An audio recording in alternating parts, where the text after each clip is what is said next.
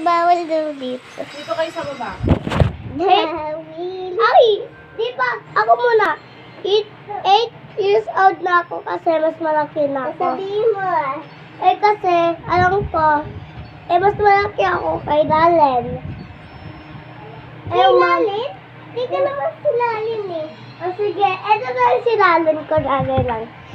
Kanina lang, naiyak ako kasi habang si Kuya Jordan, nisuntok niya ako. Kasi, kailangan ko naman. Hindi ko mahirap ako, please. Please, Lord. Ayun ko naman. Tapos na ako.